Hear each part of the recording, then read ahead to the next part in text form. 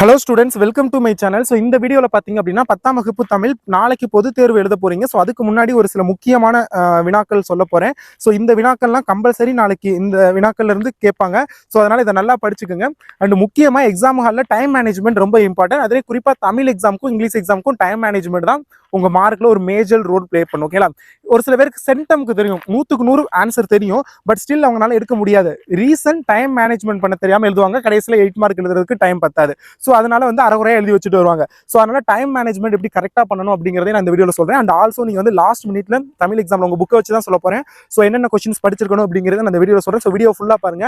10th student யாராவது புதுசாக நம்ம சேனலை பார்க்குறீங்கன்னா சப்ஸ்கிரைப் பண்ணி வச்சுக்கோங்க. அண்ட் வாட்ஸ்அப் குரூப் லிங்க் டிஸ்கிரிப்ஷனில் வாட்ஸ்அப் சேனல் லிங்க் இருக்கும், ஜாயின் பண்ணிக்கோங்க. அதில் எக்ஸாம் முடிஞ்சோன்னா ஆன்சருக்கு எக்ஸாமுக்கு முன்னாடி இம்பார்ட்டன்ட் கொஸ்டின்ஸோட பிடிஎஃப்லாம் ஷேர் பண்ணுவோம். ஸோ ஜாயின் பண்ணிக்கோங்க. ஓகேங்களா? ஒரு 2 நிமிஷம் கவனமாக கேளுங்க. கொஸ்டின் இம்பார்ட்டன்ட் கொஸ்டின் பார்க்கறதுக்கு முன்னாடி, இல்லை உங்களுக்கு இம்பார்ட்டன்ட் கொஸ்டின் வேணும்னா ஒரு 2 நிமிஷம் ஓட்டி விட்டுட்டு பாருங்க. பட் இந்த 2 நிமிஷம் கண்டிப்பாக உங்களுக்கு ரொம்ப யூஸ்ஃபுல்லாக இருக்கும். ஏன்னா நான் பண்ண மிஸ்டேக் நீங்கள் பண்ணக்கூடாது. நான் 10th படிக்கல ஒரு மிஸ்டேக் பண்ணேன். ஸோ அதனால தான் எனக்கு மார்க் கம்மியாச்சு. எவ்வளோ கம்மியாச்சுன்னா 9 மதிப்பெண்கள் கம்மியாச்சு. ஸோ 91 மதிப்பெண் தான் எனக்கு 100க்கு கிடைச்சது. ஸோ நாங்கள் எழுதல பார்த்தீங்க அப்படின்னா 2 தாள்கள், Tamil paper 1 and Tamil paper 2 2 paper எழுதணும். ஃபர்ஸ்ட் பேப்பரில் வந்து அந்த செய்யுள்ள உள்ளது, உரைநடையில் உள்ளது, அது ஃபுல்லாக வரும். செகண்ட் பேப்பர்ல பாத்தீங்கன்னா இலக்கணம், அழகீட்டு வாய்ப்பாடு, கடிதம், கட்டுரை, படிவம், ஸோ அந்த மாதிரி இதெல்லாம் வந்து செகண்ட் பேப்பர்ல வந்து வரும். ஸோ இதுதான் வந்து எங்களுக்கு ஸோ கொஸ்டின் பேட்டர்ன். ஓகேங்களா?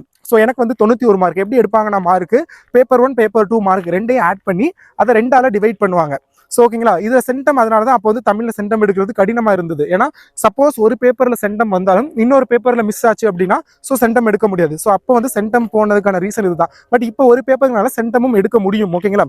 நான் என்ன பண்ணேன் மிஸ்டேக் அப்படின்னு கேட்டீங்கன்னா, மனப்பாட பகுதி பாடல் நான் உங்ககிட்ட சொல்லியிருப்பேன், பல வீடியோவில் சொல்லியிருப்பேன். மனப்பாட பகுதி பாடல் வந்து எல்லாத்தையும் நல்லா படிச்சுக்கோங்க. அண்ட் ஸ்டூடெண்ட்ஸ், இதை சொல்றதுக்கு முன்னாடி இந்த வீடியோக்கு மறக்காம ஒரு லைக் பண்ணிட்டு பாருங்க. நிறைய பேர் மறந்துடுறீங்க. ஓகேங்களா? நீங்க பண்ற லைக் எனக்கு ஒரு யூஸ்ஃபுல்லான ஒன்று. ஓகேங்களா? லைக் பண்ணிருங்க. அண்ட் நான் பண்ண மிஸ்டேக், மனப்பாட பாட்டில் நான் மிஸ்டேக் பண்ணிட்டேன். என்ன அப்படின்னு கேட்டீங்கன்னா, ஸோ எல்லா மனப்பாட பாட்டையும் வித்தவுட் ஸ்பெல்லிங் மிஸ்டேக் எல்லாம் படிச்சு வச்சிருந்தேன். எக்ஸ்பர்ட் பெரிய புராணம் எங்களுக்கு ஒன்று இருந்துச்சு. ஸோ அதெல்லாம் வந்து படிக்கல. ஃபர்ஸ்ட் பார்ட்லாம் வாழ்த்து, அதெல்லாம் இப்போ வரைக்கும் எனக்கு தெரியும். ஓகேங்களா? ஸோ அந்த அளவுக்கு ஒரு மெய்தான் நரம்பி விதிர்த்து உண்மையை யார்கள் இருக்கன் கைதான் தலை வைத்து கண்ணூர் விரும்பி உள்ளம் போய் தான் தவிந்துனை போற்றி சைசையை போற்றியனும். ஸோ இந்த மாதிரி இருந்துச்சு ஒரு பாட்டு, ஃபர்ஸ்ட் பாட்டு. இப்போ வரைக்கும் எனக்கு மனப்பாடமா தெரியும் எல்லா பாட்டும். ஸோ அந்த அளவுக்கு வந்து நான் படிச்சிருந்தேன். பட் ஸ்டில் வந்து பெரிய புராணம் அப்படிங்கிற ஒரு பாட்டை வந்து நான் படிக்காம விட்டுட்டேன். ஓகேங்களா? ஸோ அதுக்கான ரீசன் வந்து அது எந்த வருஷமே கேட்டதே இல்லாத ஒரு கொஸ்டின். ஈவன் எங்களுக்கு quarterly, halfly, mid term, first revision, second revision, third revision, so அந்த மாதிரிலாம் நிறைய நடந்துச்சு எக்ஸாம். பட் அது எதுலையுமே அந்த கொஸ்டின் கேட்கல. ஸோ தட்ஸ் வை நான் அது வந்து ரொம்ப கேஷுவலாக விட்டுட்டேன் அந்த பாட்டை படிக்காம. பட் எங்களுக்கு வச்ச ட்விஸ்ட் பப்ளிக் எக்ஸாம்ல கேட்டது பெரிய புராணம். ஸோ எங்களுக்குன்னு சொல்ல முடியாது, நிறைய பேர் படிச்சிருப்பாங்க. நான் படிக்கல, நான் படிக்காம விட்டுட்டேன். ஸோ எனக்கு கொஸ்டின் பார்த்தா really I'm very shocked. But otherwise balance 6 mark முழுசா அதிலே போயிருச்சு. இது 94 மார்க்கும் எனக்கு கரெக்டாக தான் தமிழ்ல. ஸோ 94 மதிப்பெண்கள் வந்து வந்துருந்துச்சு. ஓகேங்களா? ஸோ அதே மாதிரி செகண்ட் பேப்பர்ல எவ்வளோ வந்துச்சுன்னு எனக்கு சரியா தெரியல. செகண்ட் பேப்பர்லயே நான் பண்ண மிஸ்டேக். அப்படி பார்த்தாலும் செகண்ட் பேப்பர்லயுமே அப்படிதான் கொஸ்டின் பார்த்தோன்னே ஃபர்ஸ்ட் பேப்பர் அது எனக்கு தெரியல. ஓகே, செகண்ட் பேப்பர் அப்படி கிடையாது. பார்த்த உடனே எனக்கு 100 மதிப்பெண்ணும் தெரிஞ்சது. ஓகே, ஃபர்ஸ்ட் பேப்பர்ல 6 மார்க் போச்சு, அதை பேலன்ஸ் பண்றதுக்கு செகண்ட் பேப்பர்ல 100க்கு ஒரு 99 98 எடுக்கணும் அப்படின்னு நினைச்சு நானே எழுத ஆரம்பிச்சிட்டேன். பட் அங்கே தான் நான் பண்ண மிஸ்டேக், டைம் மேனேஜ்மெண்ட் சரியில்லை. ஸோ நான் ரொம்ப யோசிச்சு எழுதிட்டேன். ஏன்னா நமக்கு தெரியும்ல, இப்போ கட்டுரையில நம்ம எழுதணும்னா பக்கமா எழுதுவோம். ஸோ அந்த மாதிரி தான் எழுதுவோம் கட்டுரை. ஸோ அப்படிங்கிறப்ப எனக்கு வந்து ஈஸியான கட்டுரை தான். மழைநீர் சேகரிப்பு கேட்டாங்கன்னு நினைக்கிறேன். எஸ், அதான். ஸோ அந்த மாதிரி கட்டுரை கடிதம் லாஸ்ட்ல வந்து இப்போ 8 மார்க்லாம் கிடையாது எங்களுக்கு. பேப்பர் 2ல 10 மார்க் கொஸ்டின் எல்லாமே. ஸோ அந்த மாதிரி கேட்டாங்க.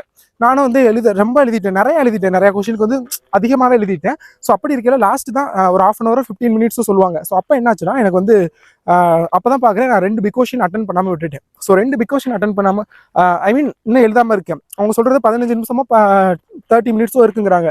ஸோ டைம் பத்தலை. ஏன்னா ஒரு பிக் கொஸ்டினுக்கு 1/2 hour ஆகும். 1/2 hour அட்லீஸ்ட் 20 minutes தான் ஆகும். பட் டைம் பத்தலை. நான் என்ன பண்ணிட்டேன், 2 கொஸ்டின் அட்டன் பண்ணணும் அப்படிங்கிறதுக்காக. ஸோ அவங்க கொடுத்துருப்பாங்க, இப்போ மழைநீர் சேகரிப்பு, மழை நீரின் இன்றியமையாமை, ஸோ அந்த மாதிரி ஒரு சில டாபிக்ஸ் கொடுப்பாங்க. நான் எல்லா டாபிக்ஸையும் போட்டு அதுக்கு கீழே வெறும் ஒரு பாயிண்ட் மட்டும் எழுதினேன். ஒரு பாயிண்ட், ஒரு 2 லைன் 3 லைன், ஸோ அந்த மாதிரி ஒவ்வொரு பாயிண்ட் மட்டும் எழுதினேன்.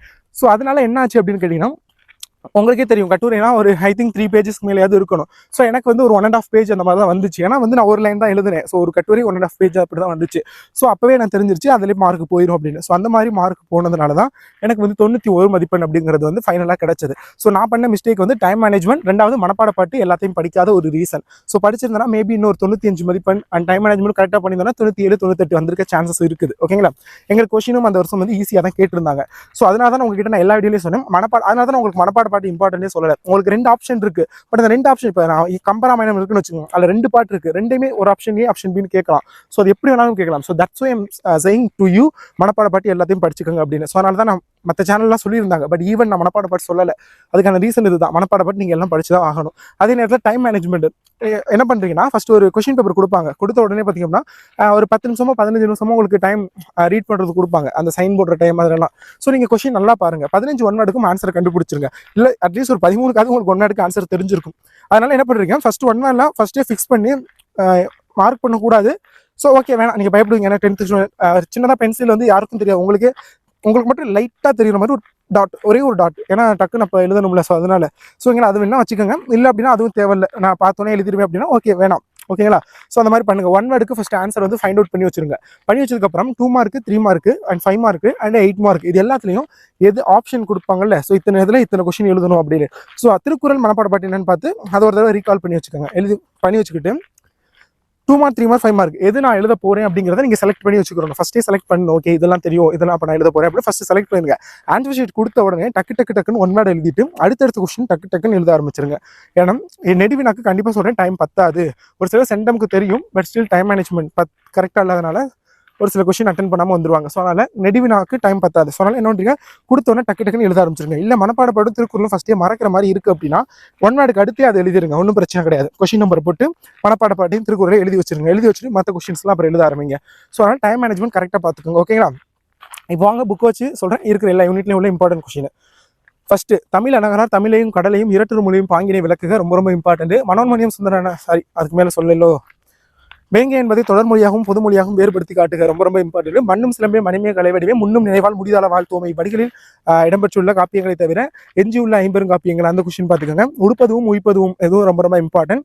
தற்கால உரைநடையில் சில்லடை அமையும் நயத்திற்கு ஓர் எடுத்துக்காட்டு தருக. இதெல்லாம் பார்க்கணும். ஸோ அடுத்தது தமிழ் அழகனார் தமிழனையே வாழ்த்ததற்கான காரணங்களாக பாவலர் சுட்டுவனையாவை புளியங்கன்று ஆழமாக நடப்பட்டுள்ளது அந்த கொஸ்டின். அடுத்தது தமிழ் அழகனார் தமிழையும் கடலையும் இரட்டொரு மொழியும் பாங்கு. மனோன்மணியம் சுந்தரனின் தமிழ் தாய் வாழ்த்து பாடல். அடுத்தது பார்த்தீங்க அப்படின்னா சொல்வளம் பற்றியும் புதிய சொல்லாக்கத்திற்கான கோவை அதுவும் பார்த்துக்கோங்க.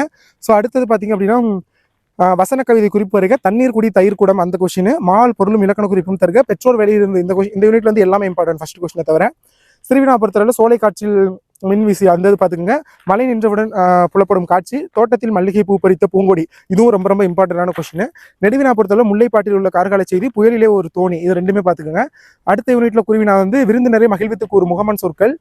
அடுத்தது எழுது என்றால் விரைவு காரணமாக அந்த கொஸ்டின். ஸோ அடுத்தது இரடி பொம்மல் பெருகுவீரி தொடர் உணர்த்தும் பொருள் அது பார்த்துக்கோங்க. அடுத்தது முல்லை நிலத்திலிருந்து மருத நிலத்திலிருந்து கிடைக்கும் உணவுப் பொருட்கள் பார்த்துக்கோங்க. கூத்தனை கூத்தாற்றுப்படுதல் கூத்தாற்றுப்படை எவ்வாறு காட்டுகிறது அந்த கொஸ்டின்.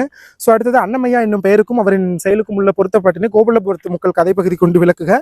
அது உங்கள் இல்லத்துக்கு வந்த உறவினருக்கு நீங்கள் செய்த விருந்தோம்பலை அழகுடன் விவரித்து எழுதுக. நச்சப்படாதவன் செல்வம் இச்சொல் வண்ணமிட்டுள்ள பொருள். கொடுப்பதும் துய்ப்பதும் இல்லாருக்கு அடுக்கி அந்த கொஸ்டின் பார்த்துக்கோங்க. எதுவரை எய்தாப்பள்ளி முடிஞ்சா பாருங்க, இல்லாட்டி வேணாம். வேலோடு நின்றான் அந்த கொஸ்டின் ரொம்ப இம்பார்ட்டன்ட். அடுத்த ஏழில் பார்த்தீங்க அப்படின்னா வருங்காலத்தில் தேவை என்று கருதுகின்ற செயற்கை நுண்ணறிவு புரிந்த 2 அறிவியல் கண்டுபிடிப்புகளை குறிப்பிடுக. அது ரொம்ப இம்பார்ட்டன்ட். மருத்துவத்தில் மருந்துடன் அன்பும் நம்பிக்கையை மாற்றும் பாங்கினை குறித்து எழுதுக. அது மாளாத காதல் நோயாளன் போல் அந்த கொஸ்டின். இன்றைய அறிவியல் கண்டுபிடிப்புகள் மனிதனை மேம்படுத்துகின்றனவா என்பது குறித்து சிந்தனைகளை முன்வைத்து எழுதுக. ரொம்ப இம்பார்ட்டன்டான கொஸ்டின். ஸோ இது ரெண்டும் பார்த்துக்கோங்க. அடுத்தது நெடுவினா பார்த்தீங்க அப்படின்னா ஒரு குழந்தையை தூக்கவும் கீழே விழுந்த குழந்தை அதுவும் பார்த்துக்கோங்க. அடுத்தது பார்த்தீங்க அப்படின்னா அறிவியல் ஸ்டீஃபன் ஹாங் ரொம்ப இம்பார்ட்டன்ட்.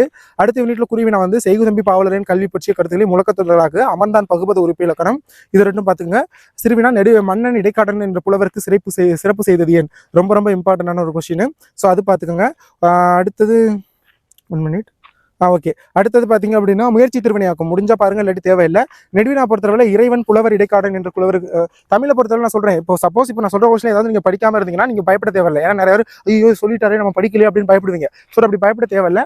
நீங்க சும்மா கதையா பார்த்துச்சு. ஏன்னா தமிழை பொறுத்தவரை தெரியாத ஒண்ணுமே தெரியலாட்டி வரல, அந்த கதை எழுதினாலே மார்க் கொடுத்துருவாங்க. ஆனால் இன்னும் சொல்ல மறந்துட்டேன் ஸ்டார்டிங்லேயே, நீங்க எல்லா கொஸ்டினும் அட்டன் பண்ணிருங்க, எழுதாம மட்டும் எதையும் வந்துடாதீங்க. தமிழுக்கு வந்து ஓனாவே எழுத முடியும். தெரியாத நெடுவினாவே தெரியல அப்படின்னாலும் ஓனா எழுதுனேன் அந்த ஹாஃப் எக்ஸாம் அந்த மாதிரி டயத்தில். பப்ளிக் எக்ஸாம்லேயே நீங்க அப்படி எழுதலாம் மார்க் கொடுத்துருவாங்க. ஸோ அதெல்லாம் பார்த்துக்கோங்க. ஸோ அடுத்தது இறைவன் புலவர் இடைக்காடன் அது பார்த்துக்கோங்க. கற்கை நன்றே இம்பார்ட்டன்ட். தமிழின் இலக்கிய வளம் கல்வி மொழி பிறமொழி அது மூணு நெடுவினா மூணுமே ரொம்ப இம்பார்ட்டன்ட் பார்த்துக்கோங்க.